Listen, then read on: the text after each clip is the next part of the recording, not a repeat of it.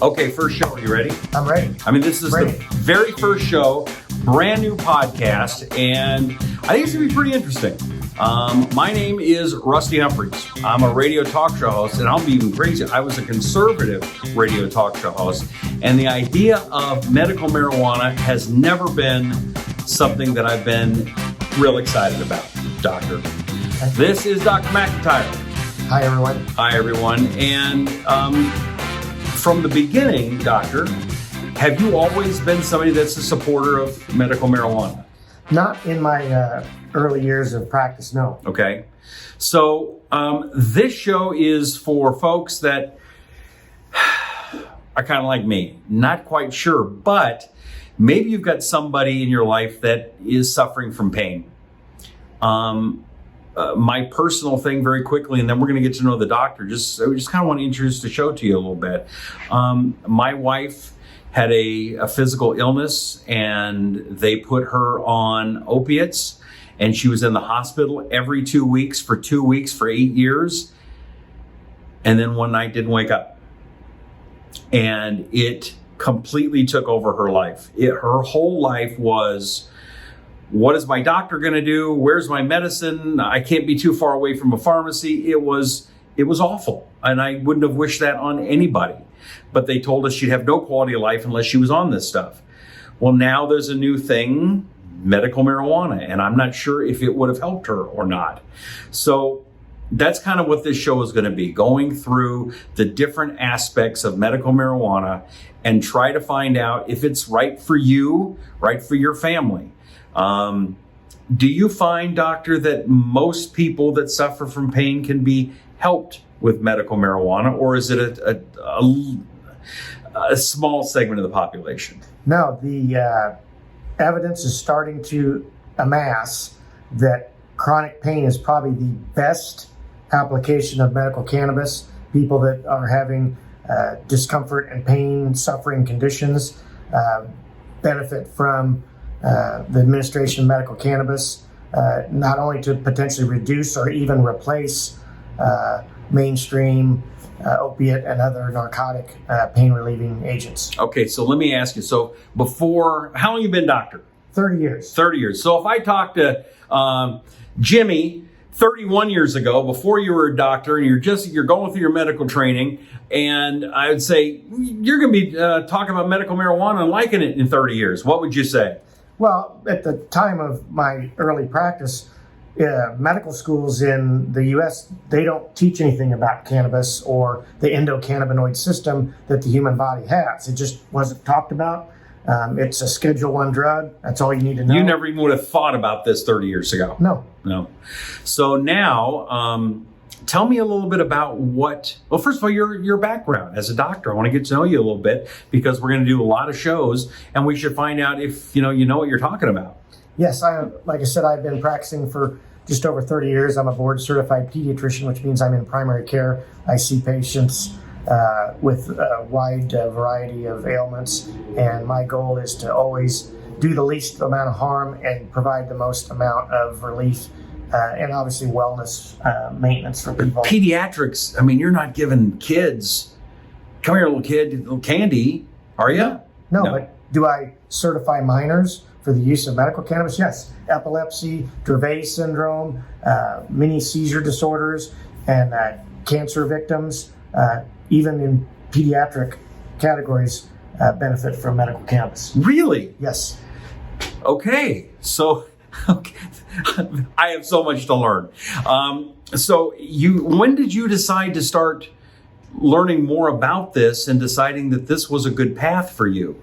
It's a good question. I've had some interest in cannabis for years. I have a family member who suffers from autism spectrum disorder, and there's a lot of international research going on in the application of medical cannabis with autism spectrum disorder.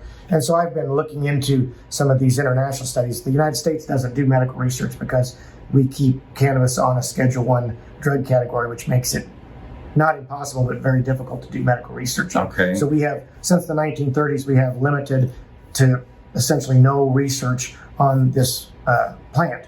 So what my hope is that soon we can get our federal government to remove cannabis from a Schedule I drug, which move it to Schedule 2 or Schedule 3, which allows a open door for medical research. So we can learn more that's evidence-based research, which is the top, type of research that you want to do that is reproducible and is valid. Sure. Now, you talk about autism, that we're seeing a lot more autism, a lot more kids on the spectrum. Yes. What does medical marijuana do to help them? The 4 largest categories of assistance is self-harm, anxiety, insomnia, and the hyperactivity and disconnect that they often have as a result of the spectrum. So there's a lot of research going on internationally looking at specific character traits of the autism spectrum patient, those being the 4 primary ones. Okay. But there's a lot of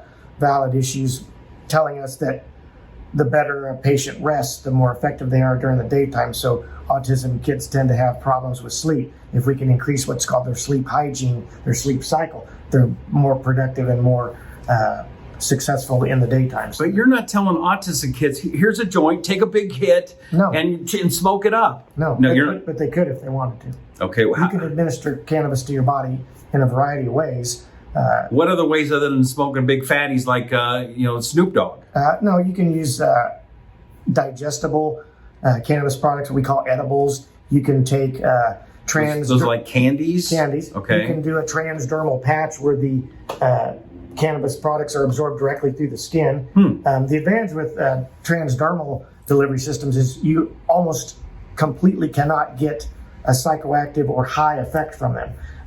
Edibles and smoked and tinctures, which are products that are absorbed under your tongue, those products do have the potential in high enough doses to cause a psychoactive effect. Okay. Transdermal absorption, virtually no psychoactive effects. Interesting. So different deliveries, different effects, different applications of cannabis for a particular condition. Okay, this show is basically focused on the state of Missouri. Yes. We're based in Missouri. Our sponsor, ReLeaf Dispensary, they're in Missouri. Your practice is in Missouri. So we're going to kind of focus on the laws and the strengths and weaknesses of the dispensaries and medical marijuana in Missouri.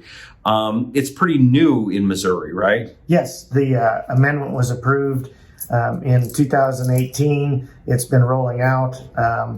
The certification of patients has started. The number of patients certified has exceeded all the preliminary research by almost double what was predicted. Interesting. Almost triple, I'm thinking now.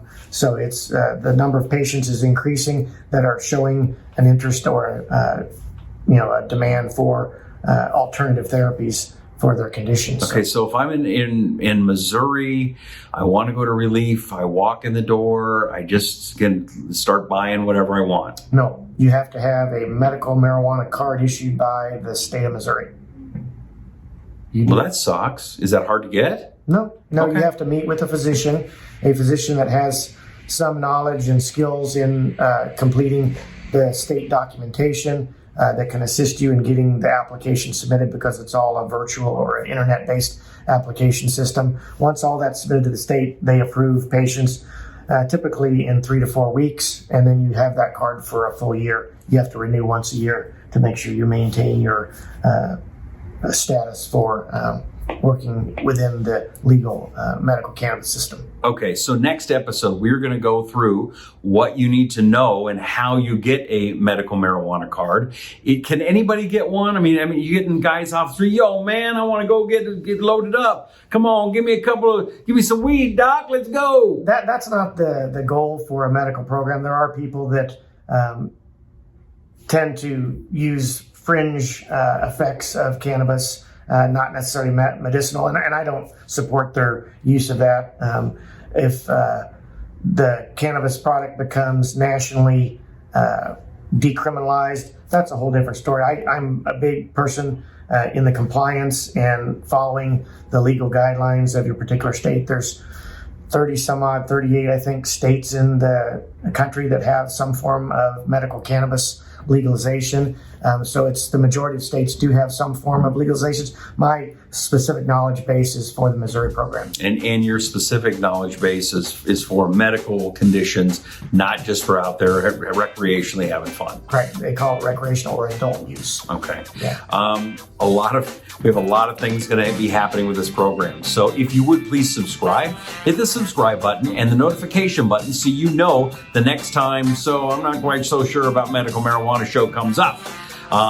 Again, I'm going to be coming from the point of view of I'm not sure about this stuff and giving you all the information that you need to know to make the right decision for you and your family. And the doctor's here to give you the medical information that you need to know. So hit the subscribe button, subscribe and share. Also, follow us on Facebook. And if you want to find out more about Dr. McEntire, how do we do it?